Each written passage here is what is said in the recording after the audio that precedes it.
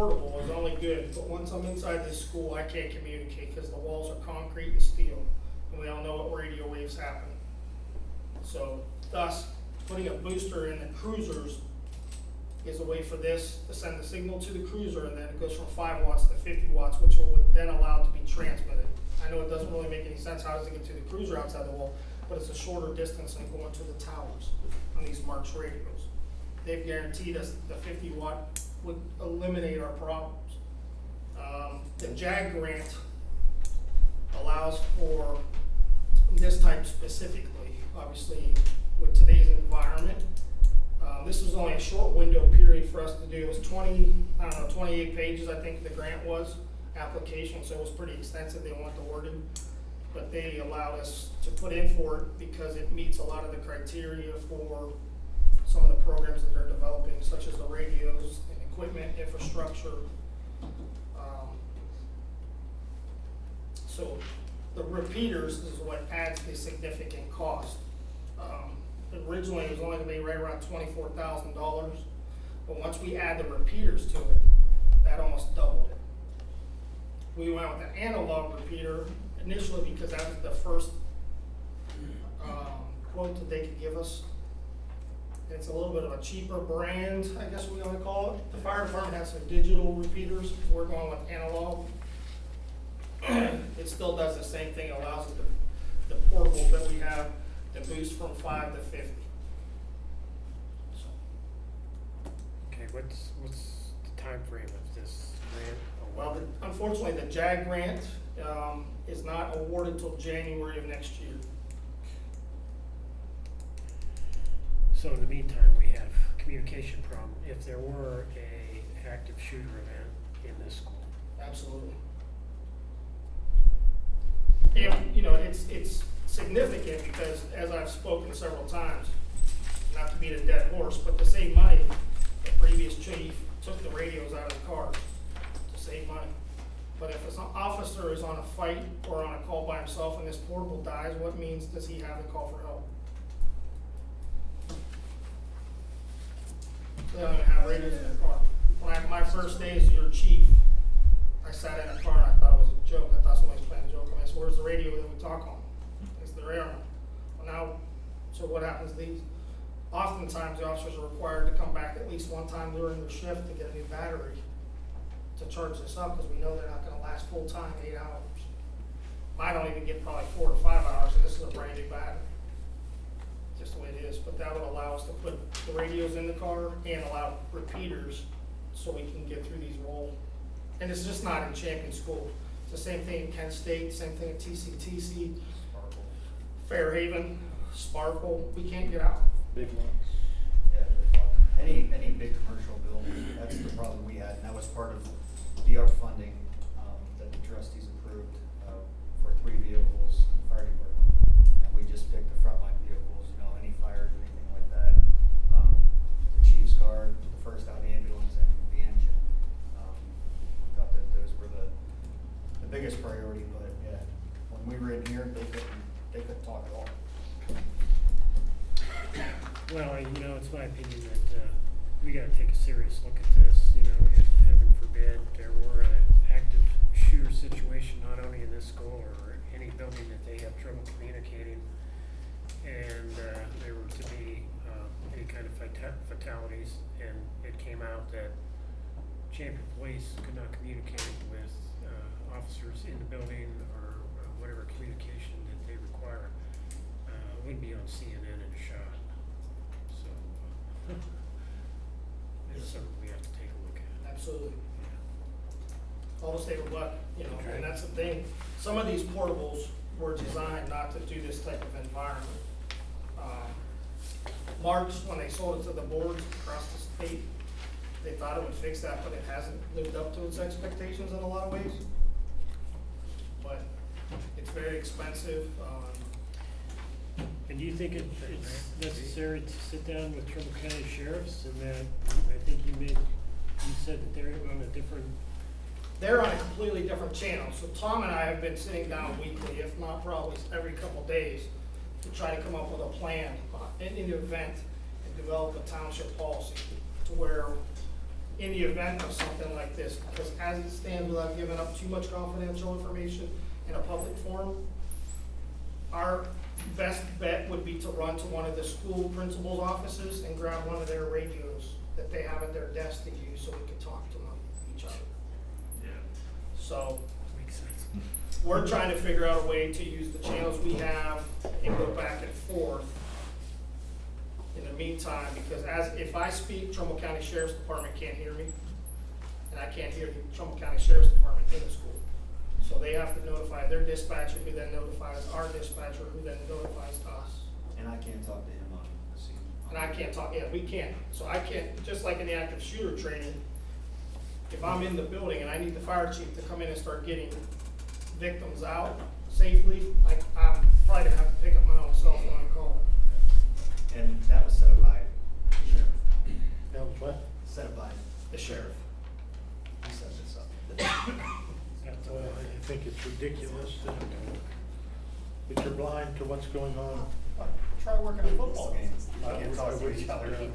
We have to have two portables just to work the football game here at Champion. When is the JAG grant gonna be announced? January. It's a long ways to go. Were you able to answer their question whether or not your radios would be boosted by Tom's vehicle if Tom's vehicle We are not. was here? We're not. They said no. Yeah, we're trying to work that out, but our radios have to be able to talk to each other first for that to happen. As part of the JAG grant, they wanted a timeline of activities. So in summer and fall of 2023, we told them we would continue to research the available Mercs radio distributors and finalize quotes. For January 2024, the grant would be awarded. The township would then be required to pass a resolution authorizing the purchase. And then February, we would need to order the equipment. March and April, the vendor would receive and install. As part of the grant, we asked for installation to be part of the cost, and that was allowed by the grant. So the earliest would be 1 year from this date of June of 2024 before we could use these radios. A full school year. I don't know that we have that time. And that's a full, you know, Yeah, we need. So again, the repeaters, like in the fire department vehicles, I have to have my radio in the car onto our northwest operations. That is the only channel that would repeat. So it wouldn't do both, you know what I mean? It's one or the other. It's an Can I ask- expensive system for not working. Can I ask that if both of you could collaborate and put a summary together in layman's terms of the issues in your communication with schools and Sparkle and TCTC, and also some hard costs in addressing it, because, you know, heaven forbid anything ever happens, but if we're as unprepared as it appears that we are, in the communication side, which is everything in a situation like that, we need to correct this. And if it takes me meeting with Trumbull County Sheriff, that's fine with me. and it's just not them. He's, you know, him moving his deputies to one channel. Unfortunately, now we have Cortland, Allen, Bezetta. So when Newton Falls had a department, Newton Falls, Farmington, Kinsman, and I believe Vienna, all on one channel. So when you do have a lot of activities that we're tripping over each other over the radio trying to get in, the dispatchers are short, you know, they just had one pass away, so the numbers are just as bad as ours. But we did put, as part of the grant, I was required to write a problem statement. So if it's something you want to hear, I'll give it to you, or I can read it. Okay. You have it here or no? Yeah, you want me to read it? You want to read it? Sure. I'll read it. So Larry, last night there was a shooting down at Courthouse Square. So here, so just read the project descriptions. And then there's the system. So we don't know how they communicated. Correct. Larry, last night there was a shooting down at Courthouse Square. do our, you know, I know that's Warren City, but do our officers, are they aware of that when that happens? Unless they have a scanner, we have no way to know.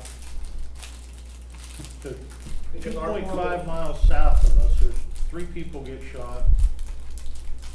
You don't know what direction the shooter goes, so he comes speeding into Champion, one of our guys stops that car and gets popped. No idea what he's walking up on, no idea that that happened. It's crazy to me that this is the way that this county communicates. It's insane. It would require Warren City dispatcher to notify our dispatcher and to notify us, so then you see the invaluable time. 3 minutes is too late.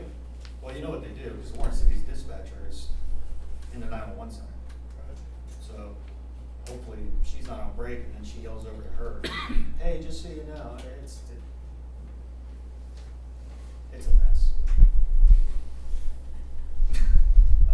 Nobody has any common sense to be able to work with each other? I mean, what's, A lot of it's just equipment, first and foremost, the equipment. And 2 is just their lack of manpower, and then 3,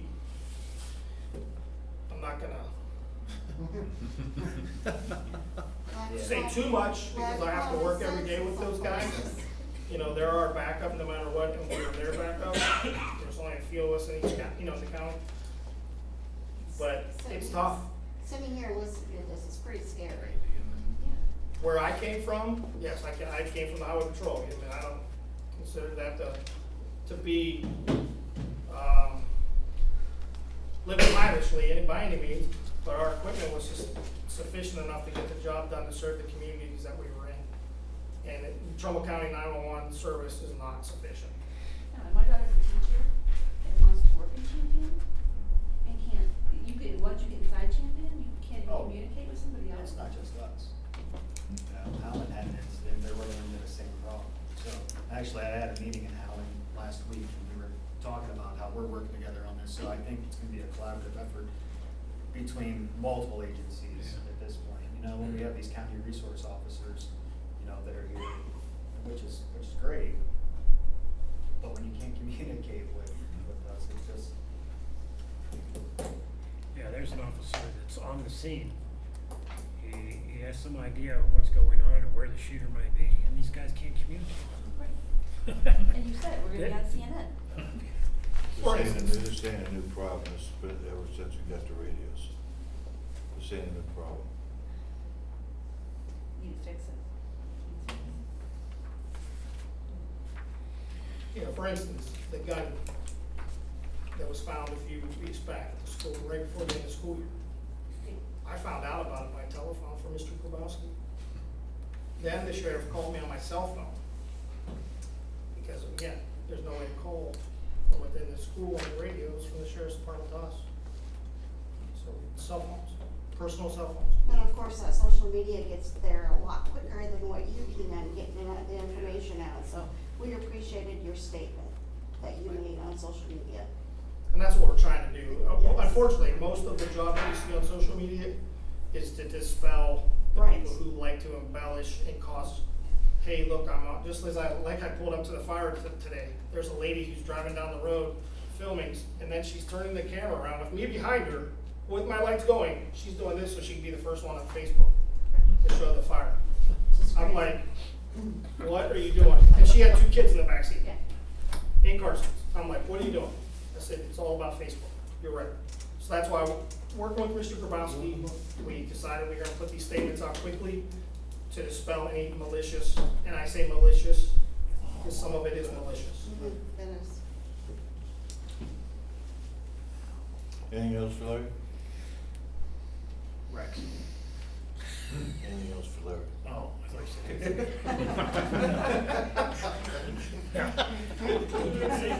He said anything else? He said Larry.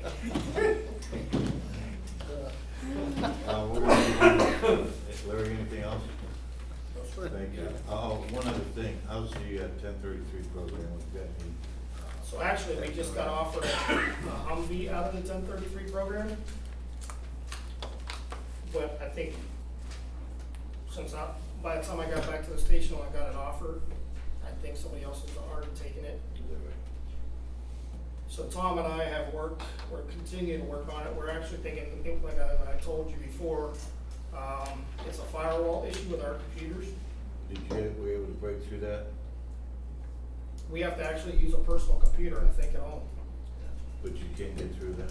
if we do it from home. Joe can't do anything about it? Joel has tried and tried, except he has no idea what that means.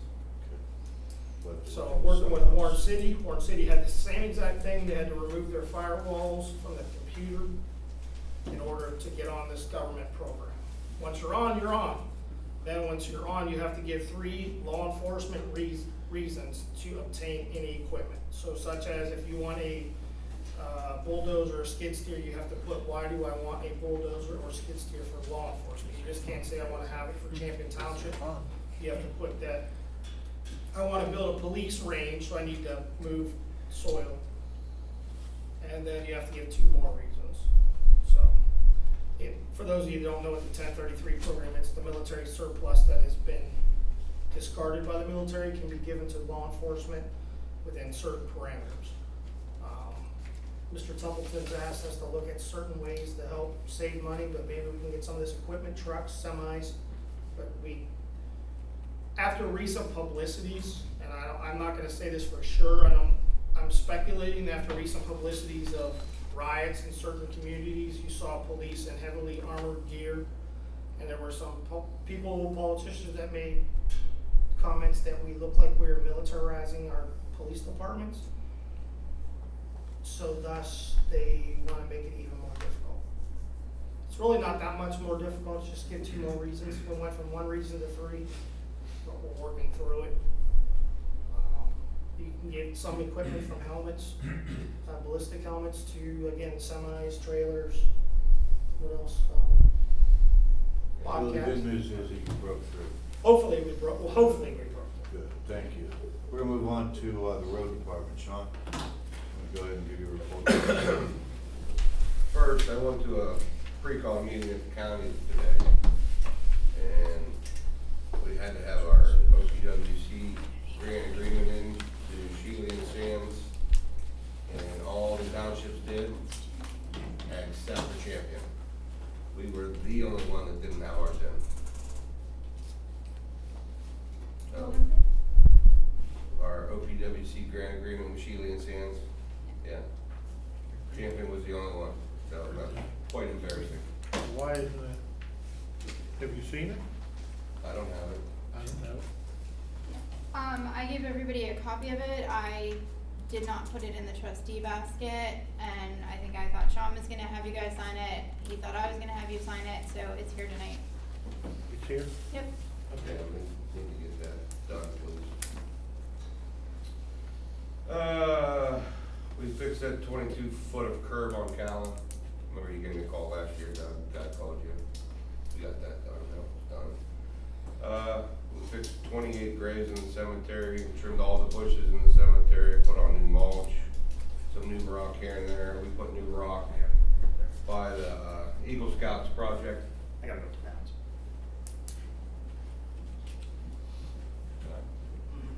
What's he saying? Gotta go to Downs. There's only one gas station. We put rock around the Eagle Scouts project too, so we don't have to try to mow around it. We took down that fence, 300-foot of fence by the concession stand at the playground soccer field to put it 4 foot. We took 20-something yards of topsoil over to the soccer field for them to spread. When they spread it, we went over and seeded it all for them. Not sure that it's gonna grow. We haven't had no water, no rain. Beginning of May, we cleaned all the headstones off, all the old flowers, faded flowers, stuff like that. Cold patched our roads again. We fixed 2 hydrants in the cemetery. They were split, leaking. Had another one break Friday night, and I went in and fixed it.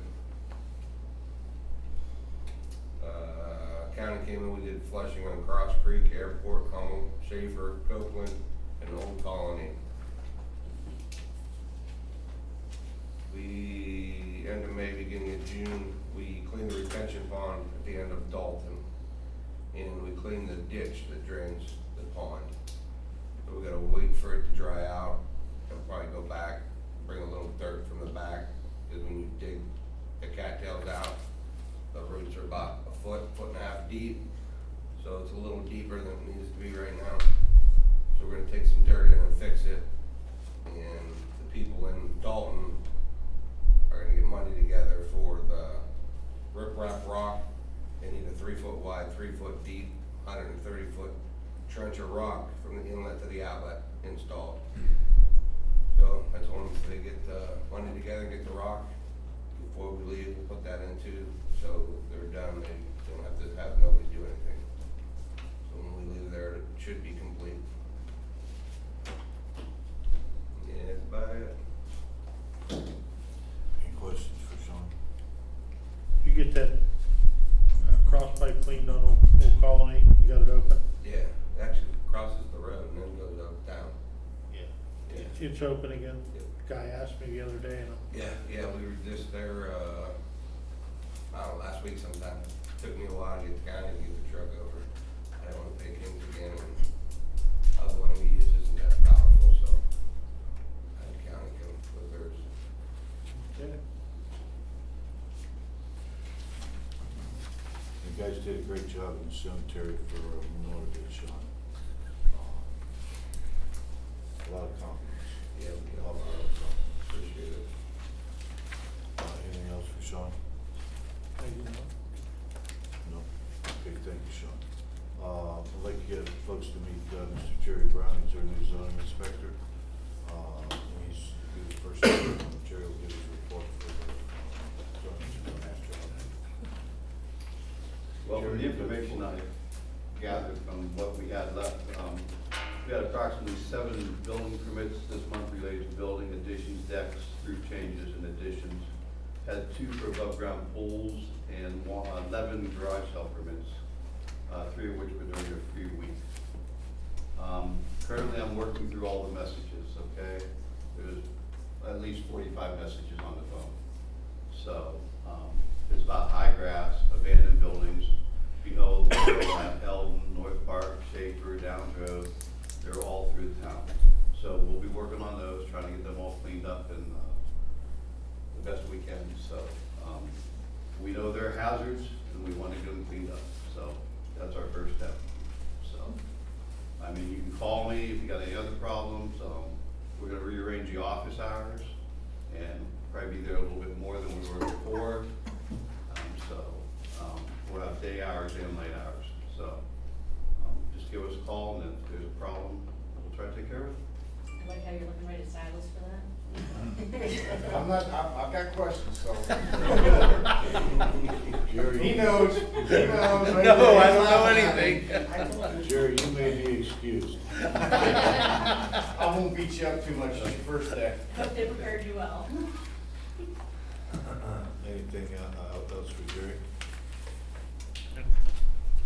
Jerry, I have to say that you're doing a fine job. Everything's a mess up there and trying to get things straightened out, it's gonna take you some time. We talked about that. Yeah, people have to understand there's a transitional curve here. And, you know, there's a learning process and he has a good solid background, but, you know, there's a period of adjustment and learning process, so we have confidence in, And that's a curvy road. yeah. Gets it. Very curvy. Thank you, Jerry. Okay, now we're gonna turn it over to the audience. Do we have any questions from the audience? He's already laughing at me. He knows I was raising my hand. No, you don't. Hey, Hey, first time here, right? Statements of Silas Dozier, 6158 Schaefer Road. Like I said, I wasn't gonna beat you up too bad, but, with the previous meetings that we had and when Rhonda was here, she had the 3 documents for the 3 departments sign off on that house on 61 and 49 Schaefer to have it torn down. Where are we at with it being torn down? I don't care about it being sold, bought, transferred over to other family members. We need that thing torn down. I just ran another group of kids, Sunday, again. That was yesterday. This is 2 months in a row now. They've been coming back and they tried breaking into the house. Somebody's gonna fall through the floor and they're gonna drown, because because the thing's full of water. And we're not gonna know it until the house gets torn down, or somebody buys it.